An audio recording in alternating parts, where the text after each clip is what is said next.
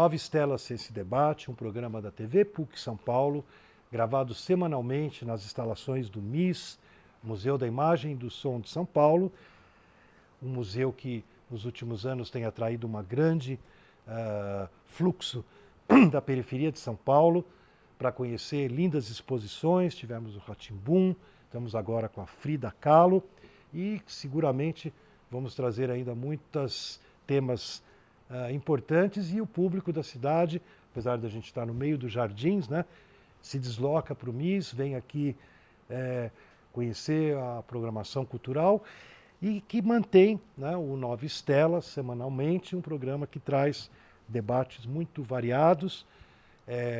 Muitas vezes nós temos professores da nossa universidade, da Católica, ou professores convidados de outras universidades, ou personalidades da nossa vida social de São Paulo e que tem alguma atividade que chama a atenção do Nova Estela e que nos faz, então, convidar.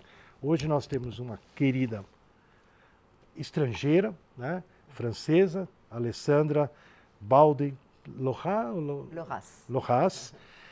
Ela é mestrada, né, em gestão de mídia pela Sciences de Paris. Sciences Po, Paris. Sciences Po. Ela é muito influenciadora, é empresária, consultora de empresas, autora e palestrante em raça, gênero, diversidade. Trabalha com líderes empresariais para criar um clima mais equilibrado nas organizações, onde a conscientização sobre a diversidade de gênero e de raça é tão importante quanto a própria prosperidade do negócio. Ela tem um blog, quem quiser visitar, né? É www.alessandra.loras.com, e está no Facebook também com o seu nome. Ela é importante, né? Ela não apenas é francesa, mas até pouco tempo atrás ela era a consulesa da França em São Paulo. Então, muito bem-vinda, Alessandra, ao Nova Estela. Eu queria que você, nesse primeiro momento aqui que a gente está junto, contasse um pouco a história da sua vida, né? Eu sei que você tem uma vida bastante marcante, né, em termos do mundo de hoje, porque você vem de uma origem humilde em Paris e conseguiu superar muitos obstáculos para estar aqui hoje dando entrevista no MIS em São Paulo. Muito bem-vinda. Contar minha história seria um pouco longo, mas posso talvez passar para os alunos e os telespectadores raciocínios que eu consegui entender agora que talvez tenho mais maturidade, de que quando tinha 18 anos, não sabia o que queria fazer, não achava um assunto para estudar, não sabia realmente o que fazer. E vejo hoje a juventude está ainda assim. Então, e a verdade, temos todos vários talentos, um potencial imenso.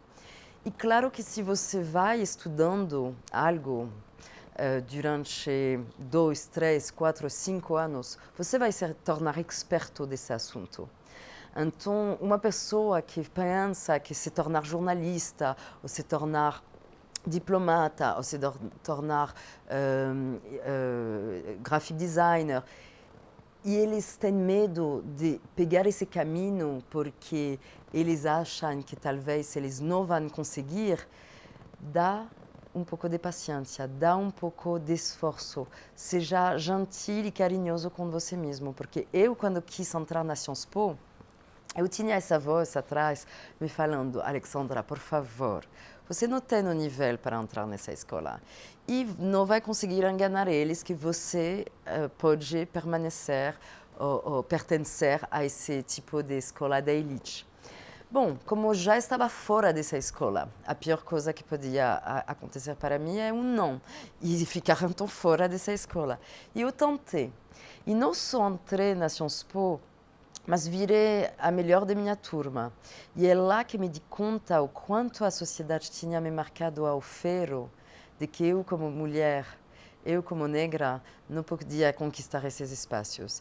E hoje, meu trabalho é mesmo resgatar a autoestima das pessoas negras, principal as mulheres, que estão mesmo embaixo da pirâmide econômico-social, e mostrar para ela o quanto ela merece conquistar esses espaços de poder. Porque, por exemplo, quando tem uma vaga, tem uma pesquisa muito séria mostrando isso.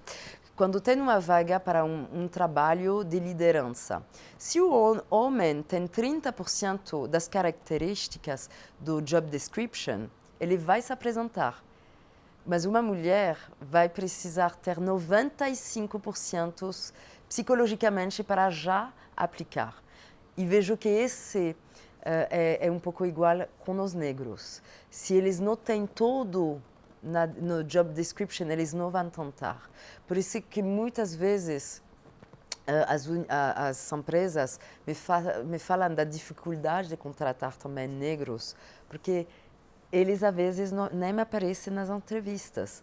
Então, hoje, como resgatar a autoestima dos afrodescendentes para eles mesmos enxergarem que eles merecem? Porque como temos uma imensa falta de representatividade na televisão brasileira, com só 4% de negros na televisão brasileira, onde mesmo o Brasil é o maior país do mundo a ter a maior população negra do mundo, depois da Nigéria, é um pouco chocante. Quando cheguei no Brasil, eu esperava ver 50% de negros. Eu estava pensando nisso. Sim. E você chegou nesse momento, né?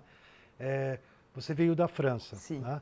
Então, na França, como você falou, até foi um ato de coragem você se apresentar para a universidade, para o curso específico, porque não era comum essa situação.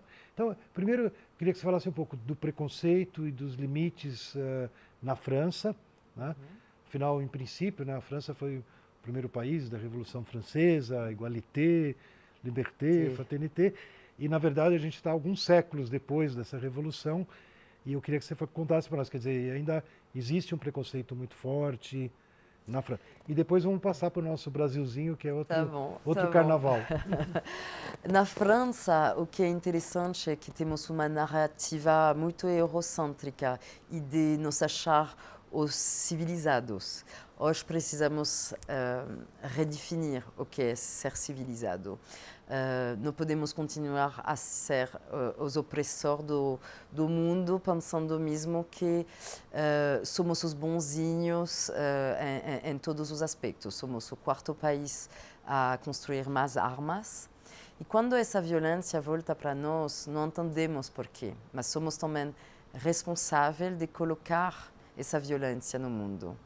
Hoje, se olhamos o tamanho do nosso país, é um país muito pequenininho.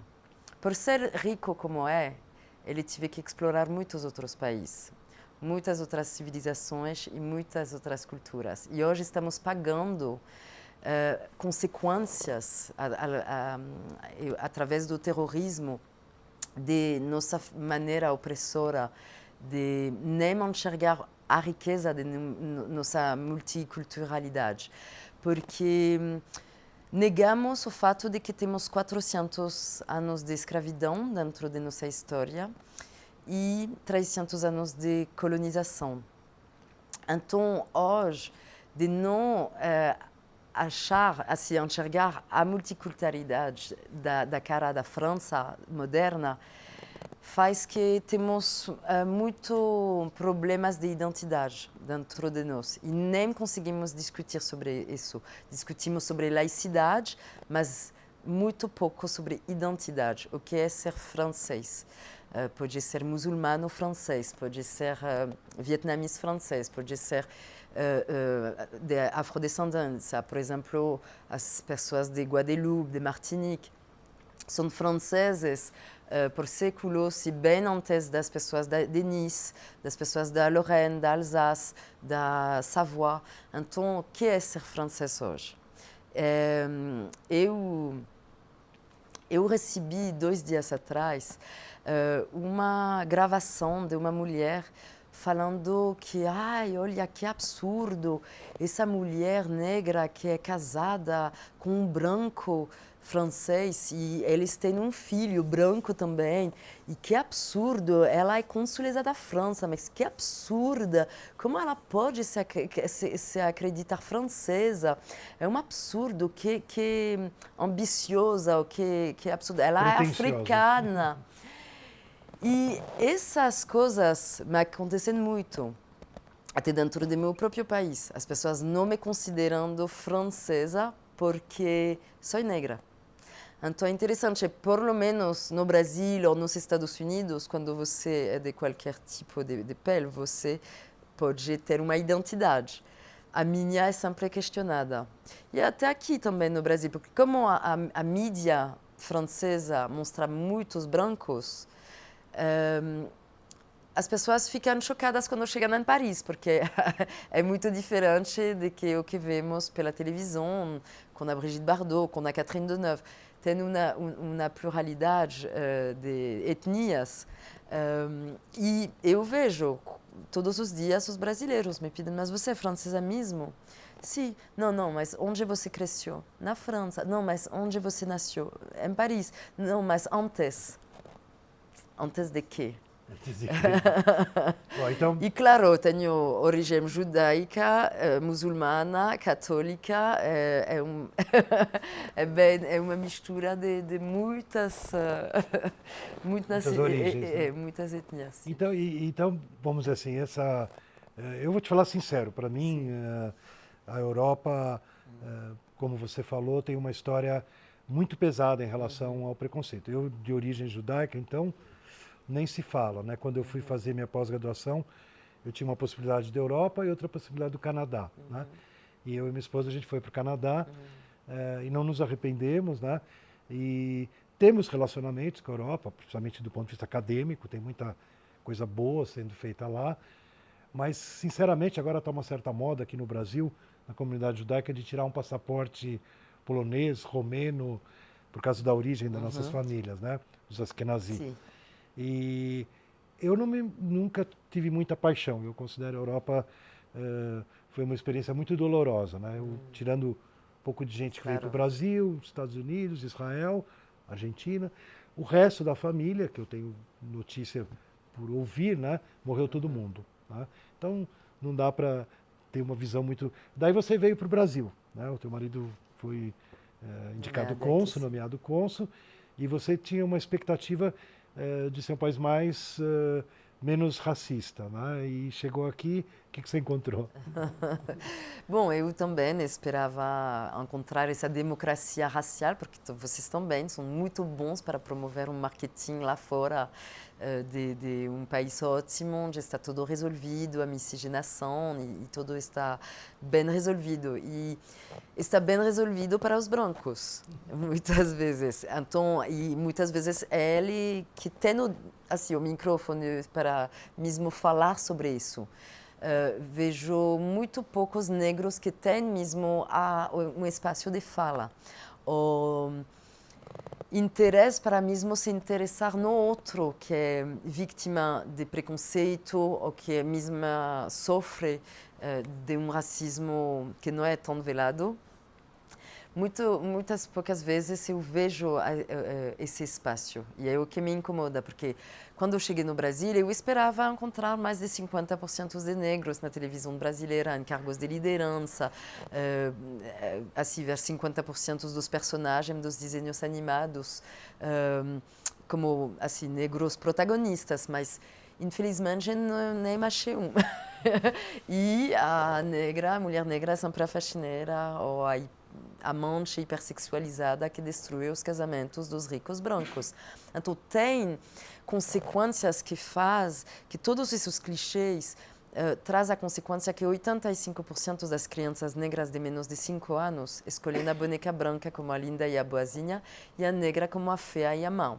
Então, já imagina se aos 5 anos já uma criança negra tem uma baixa autoestima, como ela vai conseguir se desenvolver numa sociedade que inferioriza ela de maneira subliminar, sutil e muito bem planejado? porque tem um planejamento mesmo. E você pessoalmente sentiu isso também como Claro. consuleza E francesa? o racismo eu experimento aqui, como também no meu país, cada dia. Porque entrar, por exemplo, numa loja Happy e ver dois bonecas negras quando tem no meio de milhares de brinquedos eurocêntricos monocromos brancos, é um racismo violento. Porque estamos no país que tem a maior população negra do mundo depois da Nigéria. Então, deveria ter 50% desses brinquedos com pele negra. Não só para as crianças negras se ver representados, mas para também as crianças brancas ter 50% de seus brinquedos com pele negra para eles aprender a lidar conosco. Ver super-heróis negros importa. Ver Barbies negras importa. Ver toda essa diversidade importa no sentido de ter modelos. E o que falta no Brasil são modelos. Temos o Teodoro Sampaio, o André Rebouças, o Machado de Assis, mas infelizmente entraram nos livros didáticos muito embranquecidos. É importante... A gente teve um juiz agora no Mensalão, o Joaquim Barbosa. Sim, mas de novo, sobre 120 milhões de negros no Brasil. Autodeclarados, que é muito mais, porque tem muitos negros de minha cor que não se consideram negros também. Então, é interessante enxergar o quanto você também tem uma narrativa muito negativa, cabelo ruim, cabelo ruim e cabelo duro. Cabelo duro. Nunca escutei isso em outros países. Então tem uma coisa assim muito que inferioriza muito mesmo. Então, quando eu vi que as pessoas gostavam de se esconder atrás de uma crença de que não é racismo da pele, é racismo econômico e social, quebrei o assunto, porque eu faço parte da elite e eu sofro cada dia de racismo. Até dentro da própria residência consular, eu recebia mais de 6.000 pessoas por ano. E muitas vezes tive pessoas passando na frente de mim, achando que era a funcionária da casa, ou me entregando... avental. Sim, moça, onde posso guardar isso? Então, esse tipo de comportamento, como aconteceu para Barack Obama antes de ser eleito presidente, alguém entregou a chave dele quando ele saiu de um restaurante, achando que era um motorista. Então, é interessante enxergar o quanto o racista não se acha racista. Ele nem enxerga isso. Claro que eu tenho o prazer e a legitimidade e a felicidade de poder subir no palco para dar a bem-vinda e fazer um discurso de bem-vinda na minha casa para essas pessoas que me trataram com... Bom, não sei como definir isso porque me paralisa mesmo quando acontece, mas é como o vice-presidente da Microsoft aqui no Brasil, ele é americano, negro, ele me fala, sou confundido por segurança o tempo todo. Eu falo para as pessoas, você é racista, porque sou executivo, sou de uma multinacional, sou CEO da Microsoft Brasil e vice-presidente da Microsoft Mundo. Então, você é racista. Ele mesmo tem a coragem de apontar o veneno. Mas eu acho mesmo que as pessoas precisam ter mais empatia, mais compaixão e enxergar. Eu até consigo ter empatia e compaixão para os racistas, porque não é culpa deles. O sistema é racista. É muito racista. E mais estudamos, então por isso gosto de fazer dinâmicas para as pessoas sentir o que é ser negro ainda em 2016. Quando as pessoas falam que somos de mimimi, de vitimização, convido elas a pensar o mundo ao inverso. Imagina agora que tudo o que fosse feito pelos negros fosse considerado genial, intelectual, maravilhoso, lindo, incrível, e que todas as suas referências históricas fossem só com negros, só. Os inventores, filósofos, autores, historiadores, médicos, cientistas, pesquisadores, todos fossem negros, até o Ser Supremo, Deus fosse negro, Jesus Cristo também. E a única coisa que sabemos sobre os brancos é que eles foram escravizados. Quando você abre a televisão, os desenhos animados têm só personagens negros, 100% das rainhas, dos reis e das princesas são negros, e na novela a mulher branca é sempre a faxineira, ou a amante que destruiu os casamentos dos ricos negros, e o homem branco é sempre o safado, criminoso e traficante de droga. Como seria essa realidade? Porque, claro que hoje, o branco de hoje não é responsável por o que aconteceu ontem com a escravidão. Isso é muito claro, precisamos também tirar a mochila das costas do branco de hoje, porque ele não é responsável do passado, mas ele é responsável pelo futuro. Porque ele tem os privilégios nas mãos, ele nem se dá conta que ele tem esses privilégios, porque ele nasceu assumindo que isso era normal, somos todos iguais, mas ainda não temos essa igualdade e essa equidade. Então, eu vejo que, claro, que nossa sociedade precisa melhorar, mas é como um alemão de minha geração, ele não tem muito a ver com o que aconteceu ontem com Hitler, mas precisa mesmo se lembrar o que aconteceu e actuar em função desses traumas societais, psicológicos e emocionais, que traz em nosso DNA um sofrimento que tem a ver com assim, essa inferiorização, essa classificação. Quando eu vejo hoje, assim, o Holocausto foi legal, tinha leis, a escravidão foi legal, a apartheid, segregação também tinha lei, o fato da mulher não poder votar, de não poder nem colocar calças compridas, tive leis sobre isso. Tivemos que ter pessoas para elevar o debate sobre essas coisas absurdas que naquela época fazia sentido, como a última verdade, assim. Hoje precisamos enxergar o quanto, por exemplo, o eugenismo, que foi usado pelos nazistas, ainda sobrevive. Só para o nosso público. No Brasil, muito forte. O nosso público talvez não está ao par. Nós já tivemos até um programa com uma historiadora da biologia exatamente sobre a eugenia, né? Então, o que a Alessandra traz para nós era um braço da ciência, né? Não era uma ideologia, era braço da ciência, que via um aprimoramento dos loiros como superior, os arianos. Da raça superior, como uma coisa que poderia ser cientificamente uma política de Estado para aprimorar a população, né? Então, aqui no Brasil, judeus, negros e orientais, né, num determinado momento, começo do século XX, que você está mencionando, foram também vistos como algo a se evitar, casamentos ou imigração para aprimorar, né? Isso na França, na Europa, foi, em determinado momento, o hit da ciência, né? E você tem razão, quer dizer, é complexo porque partia dos próprios cientistas. Sim. Né?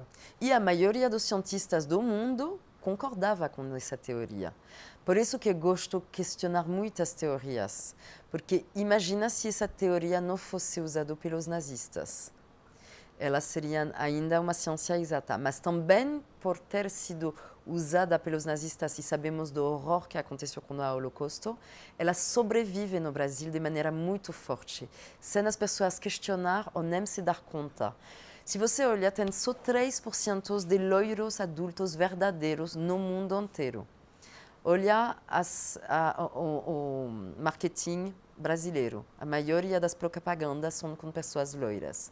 E muitas brasileiras se pintam de loiro, mesmo porque se traz status. Esse status, e com essa narrativa que tem a ver com a eugenia. Então, precisamos questionar, verbalizar isso, enxergar o veneno no espelho e ver o quanto estamos reféns de uma classificação ainda presente, porque houve muitos nazistas que vieram se esconder no Brasil e isso é muito pouco discutido. Mas tem, assim, dentro da cultura brasileira... Quase chegando no final desse programa de hoje, né? A gente vai te convidar para voltar aqui, mas a gente tem um tempinho ainda, e ainda assim você decidiu ficar no Brasil, o que é muito bom. Decidimos. É muito bom para nós. Mas...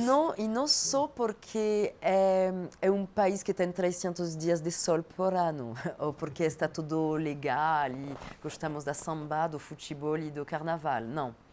Mesmo decidimos ficar porque o Brasil é um país complexo.